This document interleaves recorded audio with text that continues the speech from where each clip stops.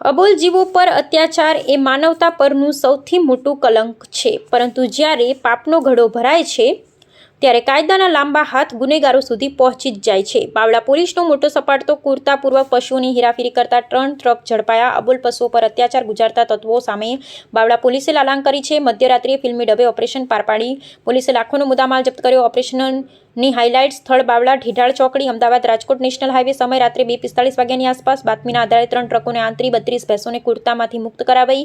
કુલ મુદ્દામાલ ₹19,46,500, 3 ટ્રક, 32 ભેંસો અને 4 મોબાઈલ. 4 આરોપીઓ જેલના સળિયા પાછળ. પોલીસે અમરેલી જિલ્લાના 4 શખ્સોની ધરપકડ કરી છે. અલ્ફેઝ મહેબૂબ કાલવા, ફિરોઝભાઈ કાશીમભાઈ પરમાર, શાહિદ ફિરોઝભાઈ પરમાર, વસીમ રહીમભાઈ બોડાતર. અન્ય 3 શખ્સોને વોન્ટેડ જાહેર કરાયા છે.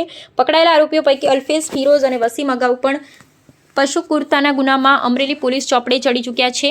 આ વખતે પોલીસે પશુ પ્રત્યે ક્રૂરતા નિવારણ અધિનિયમ હેઠળ કડક ગુનો નોંધી જેલ ભેગા કર્યા. બાવળા પીઆઈ આરડી ગોજિયા અને તેમની ટીમની સતર્કતાથી અબોલ પશુઓનો જીવ બચાવ. અહેવાલ હિતેશ ઠક્કર.